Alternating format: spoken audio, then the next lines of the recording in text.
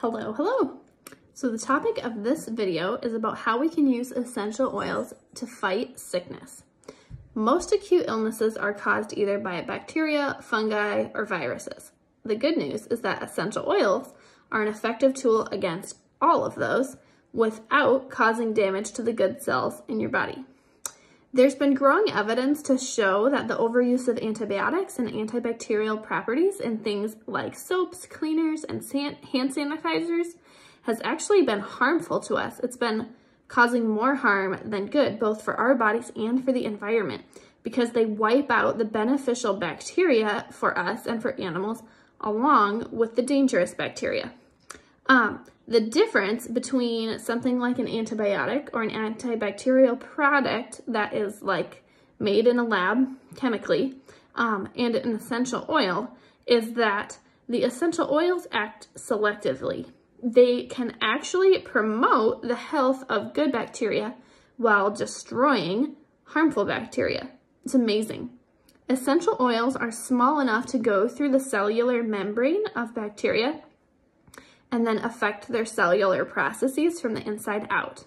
There's research that looks at the effect of essential oils on bacteria when oils are diffused into the air, when they are applied topically, either on the human body or against bacteria in petri dishes, and additionally using essential oils to treat infections going on inside the body, like in the GI tract, for example. Some of the different types of infections bacterially that can be treated with essential oils include GI infections, ear infections, bladder infections, and more. The best place to find further information on that and specifics is going to be a PubMed search. The effects of oils against fungi is quite similar to bacteria.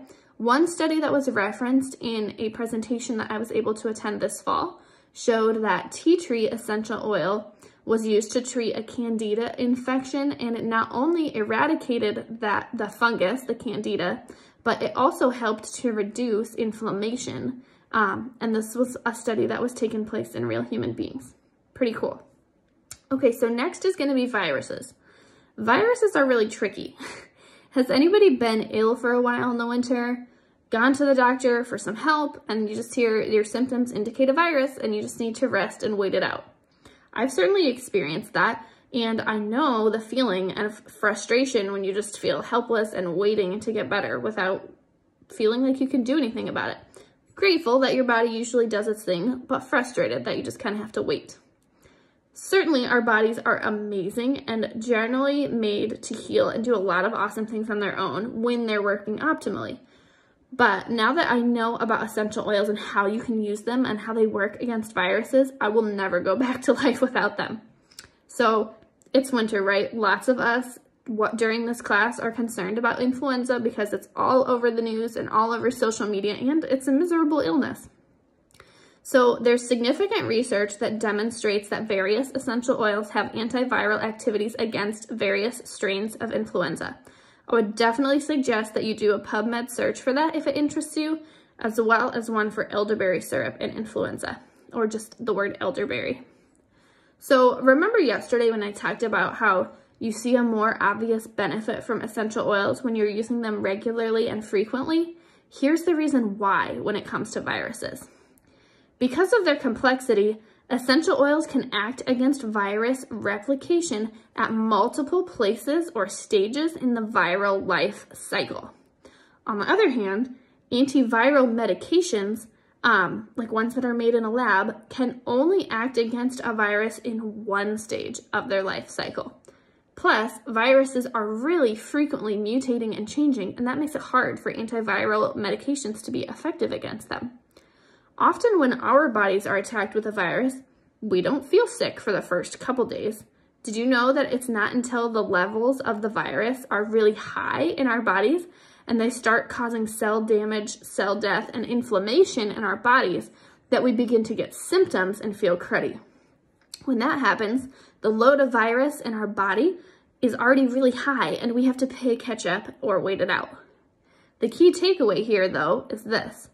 If we are regularly utilizing essential oils in our homes and on and in our bodies, then they are consistently fighting against the viruses that we come into contact with, before we even have noticeable symptoms. That's amazing. So, what oils are effective against bacteria, fungi, and viruses? Some of the biggest ones are cinnamon, clove, lemon, orange, eucalyptus, oregano, tea tree, rosemary, lemongrass, thyme, lavender, and others. Remember that post yesterday about Young Living's Thieves Blend? It contains cinnamon, clove, lemon, rosemary, and eucalyptus. These are each really effective on their own, but when you combine the 5 together, you get a powerhouse. So that's the how and the why of using essential oils for acute illness and preventing it and fighting it. That's using essential oils to play what I would call the short game in our health and wellness, so to speak. Stay tuned, because during the rest of the content today, I'm going to share how we use essential oils to play the long game and how we use them to give our body a better chance of avoiding chronic illnesses too.